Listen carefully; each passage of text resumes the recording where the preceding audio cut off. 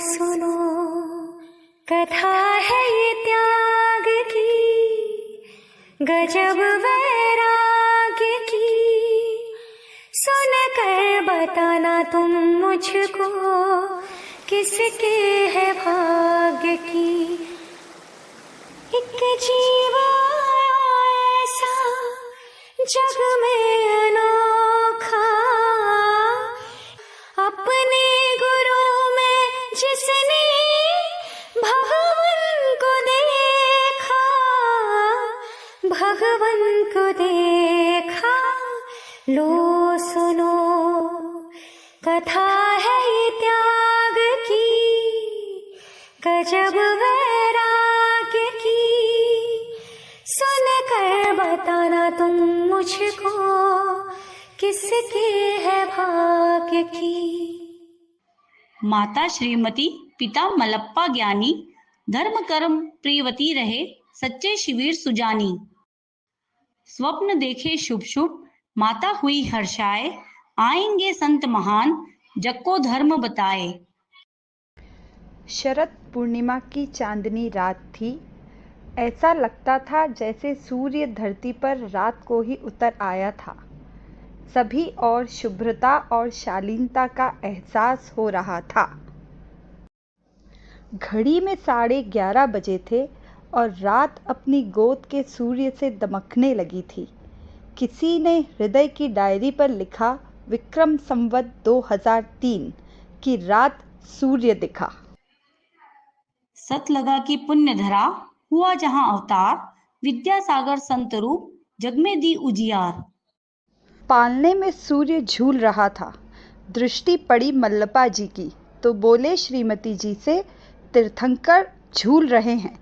सुनकर चैन मिला सूर्य की माँ को, जैसे कभी मिला था माँ त्रिशला को।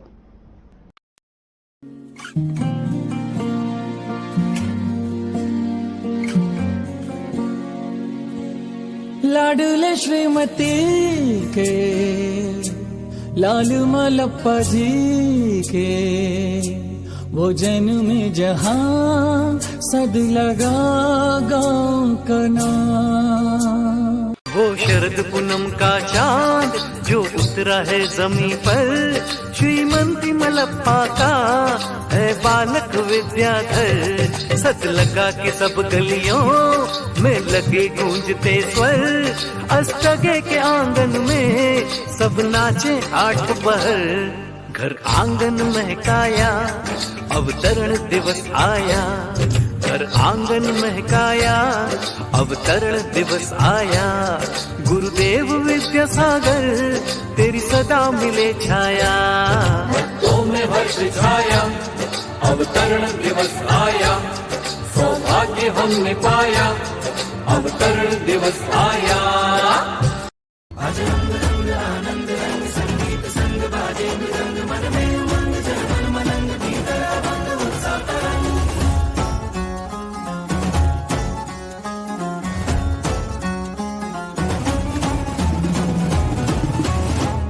पूरी नगरी आज सजाओ, बेलाल बेली है आई। ढोल नगाड़े आज बजाओ, संग बजाओ रे शहनाई। पूरी नगरी आज सजाओ, बेलाल बेली है आई। ढोल नगाड़े आज बजाओ, संग बजाओ रे शहनाई। आनंद अंतर में छाया रे, मंगल अवसर ये आया रे। नर नारी कर लो तैयारी, आज उत्सव की मन हरकाया रे भाया रे। मंगल अवसर ये आया रे, नर नारी कर लो तैयारी, महा उत्सव की।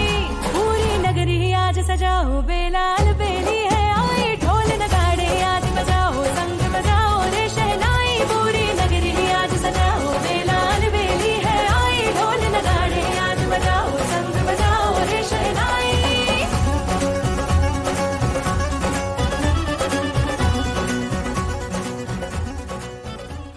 बचपन में संयम का प्रभाव।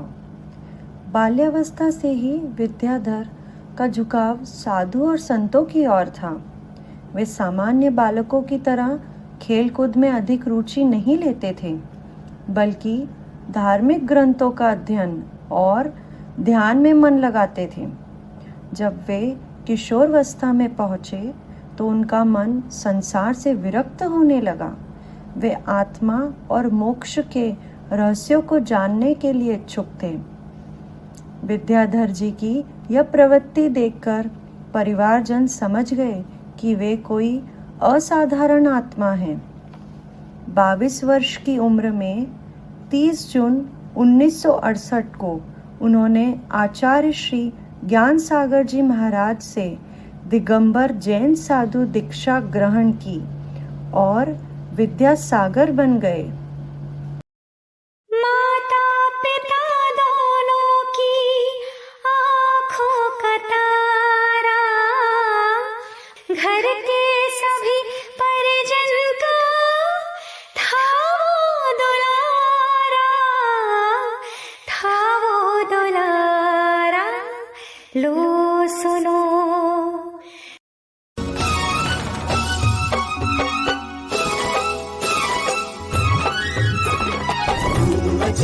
आज धूम मचे, रंग उड़े, भक्ति रंग उड़े। धूम मचे, आज धूम मचे, रंग उड़े, भक्ति रंग उड़े।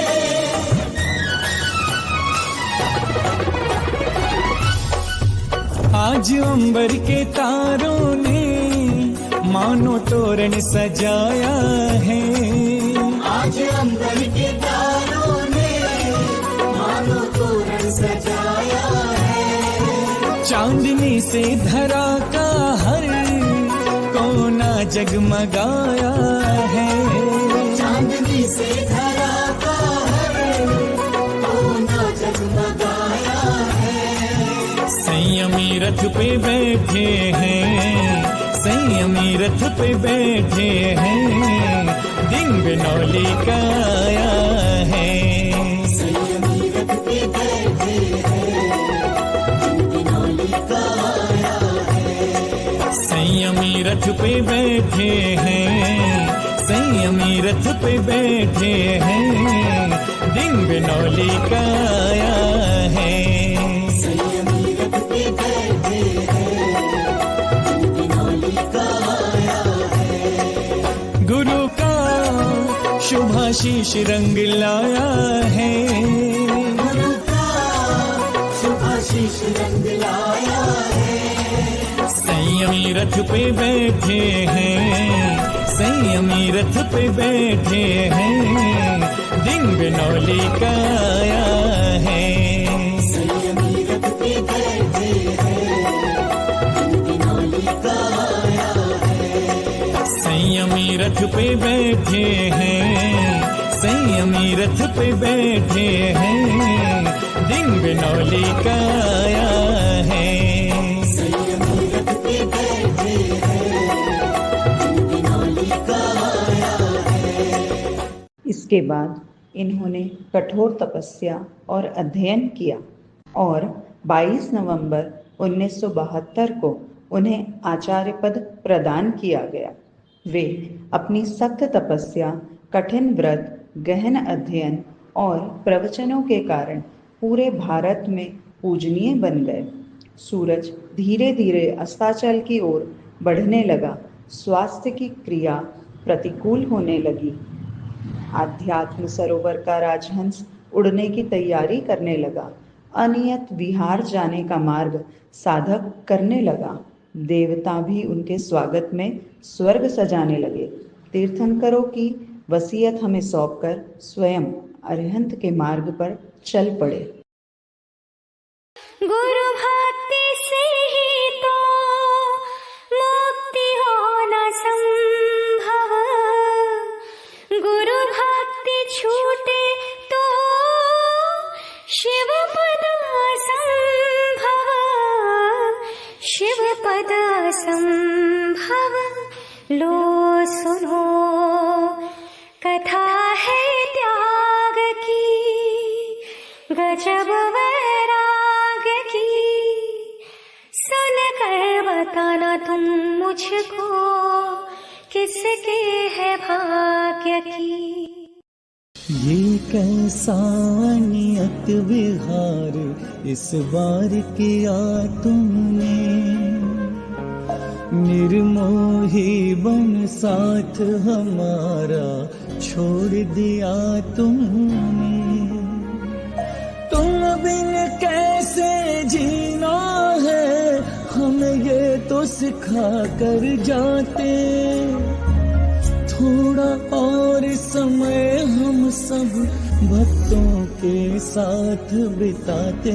लौट कर आओ ना, लौट कर आओ ना, दर्श दिखलाओ ना, लौट कर आओ ना। आचार्य श्री एक दिव्यात्मा थे और वे संपूर्ण जगत में इकलौते और अलबेले संत थे जिन्होंने मानव कल्याण के लिए अगिनत कार्य किए और प्रतिभा स्थलियों जैसे शैक्षणिक संस्थान, भाग्योदय तीर्थ जैसा चिकित्सा सेवा संस्थान, मुक्त प्राणियों के संरक्षणार्थ सैकड़ों गौशालाएं, भारत को इंडिया नहीं भारत ही कहो का नारा, स्वरोजगार के तहत हथकरघा जैसे वस्त्रोद्योग हमें प्रेरणा देने वाले हैं। उसमें से ही कुछ खास कार्य आज हम छोटी छोटी नाटिकाओं के माध्यम से यहाँ प्रस्तुत करने जा रहे हैं।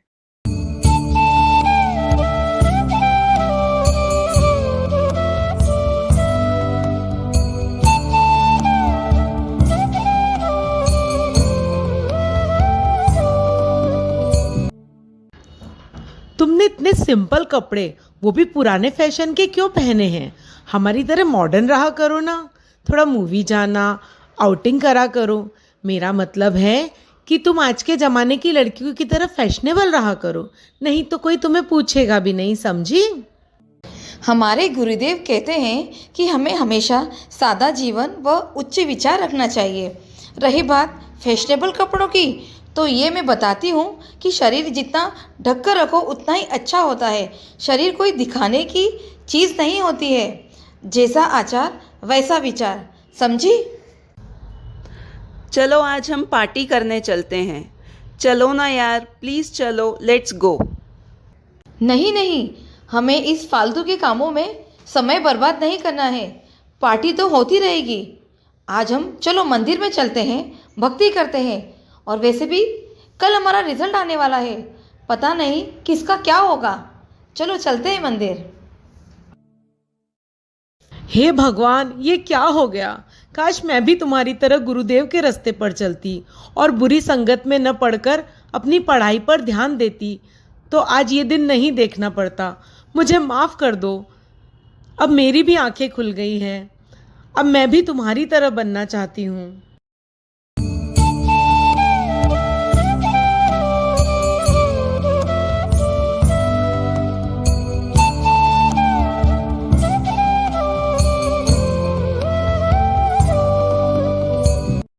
हमारे गुरुदेव आचार्य विद्यासागर जी के मन में हमेशा यही भावना रही है कि धर्म मात्र मंदिर तक ही सीमित नहीं है, यह चारों ओर होता है।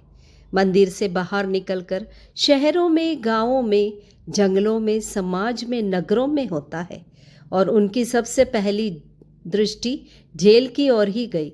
उन्होंने कैदियों को भी उनके जीवन बदलने और संस्कारित करने की प्रेरणा दी। अपने लिए, अपने परिवार के लिए, अपने वालों के लिए, समाज के लिए हर कोई सोचता है, लेकिन यह वह वर्ग है जिसके लिए आचार्य श्री ने सर्वप्रथम सोचा। ये वही वर्ग है जो पहले कभी समाज का ही अंग हुआ करता था, पर भूलवश समाज की मुख्य धारा को छोड़कर कुछ ऐसा कर्म किया जिस वजह से आज वो यहाँ पर बैठे हैं। आज उन्हें भी अपनी भूल का पश्चाताप हो रहा है। आचार्य श्री ने इन कैदियों को हथकरघा के माध्यम से रोजगार दिया और आगे चल के अच्छा जीवन जीने की प्रेरणा दी और साथ साथ कई लोगों को भी रोजगार दिया। जिसकी पहचान हो, तन पे हो खादी, वही समझेगा सच्ची आजादी। मेरे भारत की यह शान है, ऐसे चरखे की पहचान है। जिंदगी को संवर जाने दो, हथकरघा से निखर जाने दो, हथकरघा से निखर जाने दो।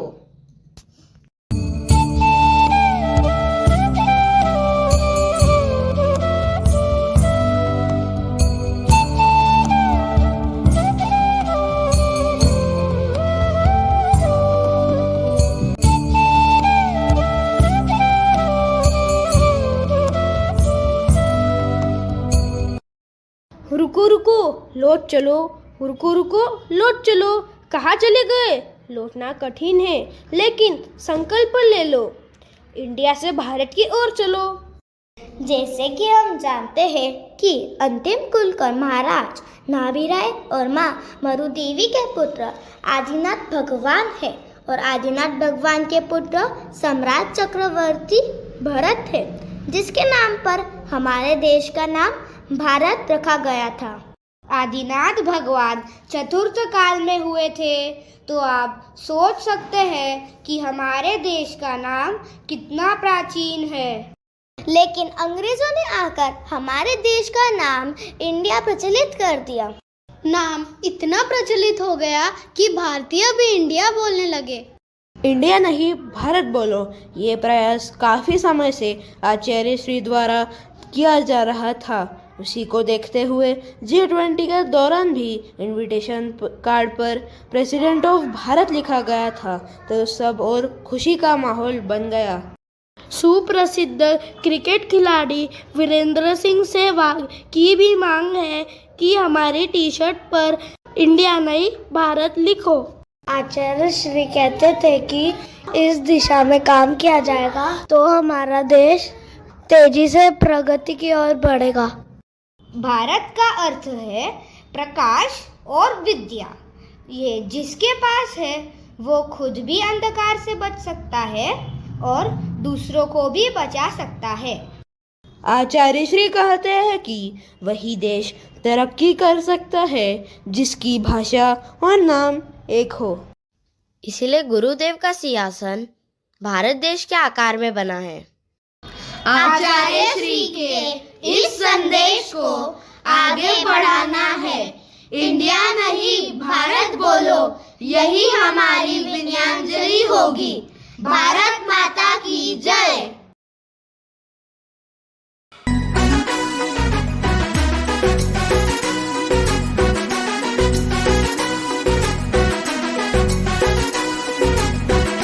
इंडिया नहीं भारत बोलो जिनका अभियान है, जिनको अपनी हिंदी भाषा पर अभिमान है, जो संदेश स्वदेशी अपनाओं का दे रहे, हथकरघा और प्रतिभा स्थल जिनका वरदान है, जिनका सपना है भारत के नवनिर्माण का और नवनिर्माण का। चहुदिश परचम, चहुदिश परचम विद्यासागर जी के नाम का। हर कोई दीवाना है जिनकी मुस्कान का। चहुदिश परचम विद्यासागर जी के नाम का। हर कोई दीवाना है जिनकी मुस्कान का। गुरुवर नाम का है, गुरुवर नाम का।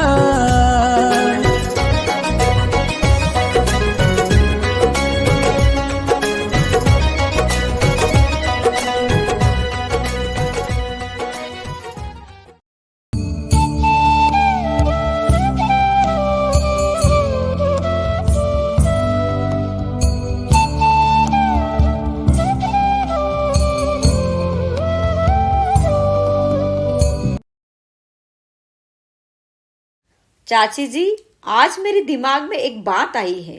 6 तारीख को आचार्य श्री का प्रथम समाधि स्मृति दिवस है। आचार्य श्री ने गोदान को बहुत महत्व दिया है। क्यों न हम भी कसाई खाने में जाने वाली गाय को बचाकर गौशाला में दान दें। अगर हम ऐसा करें तो आचार्य श्री को अपनी तरफ से सच्ची विनयाञ्जलि होगी। प्रतिभा, तू सही बोल रही है। आचार्य श्री ने तो पूरे भारतवर्ष में कई गौशालाएं खोली है। चल, हम रीता से भी चर्चा करते हैं। आप सही बोल रहे हो। ये तो हमारे आचार्य भगवान का बहुत बड़ा सपना था। अगर हम ऐसा करें तो उनके सपनों को साकार करने में कुछ अंश तो दान दे सकेंगे। आचार्य श्री के हृदय में मूक प्राणियों के प्रति भी कितनी संवेदना थी, उसका साक्षात उदाहरण हमें गौशाला में दिखाई देता है। उन मूक प्राणियों की आंखें देखकर ऐसा लगता है जैसे वो बोल रहे हों कि हमें जीवन दान देने वाले ऐसे महान तपस्वी को नमोस्तु नमोस्तु नमोस्तु। आज उन्हीं के प्रयासों का प्रतिफल है। उन्हीं की प्रेरणा है कि अब श्राविका मंडल की महिलाओं के द्वारा गाय हमारे जलगांव की पांजापोर गौशाला में दान दे रहे हैं। आप सभी ने इस महान कार्य के लिए जो योगदान दिया है उसके लिए हम एक बार तालियों के साथ सभी की अनुमोदना करते हैं। अनुमोदना, अनुमोदना, अनुमोदना। सुनो कथा है ये त्याग की, गजब वैराग्य की, सुन कर बताना तुम मुझको किसके है भाग्य की। एक जीव ऐसा जग में अनोखा, अपने गुरु में जिसने भगवान को देखा, भगवान को देखा। लो सुनो कथा है ये त्याग की, गजब वैराग्य की, सुन कर बताना तुम मुझको किसके है भाग्य की।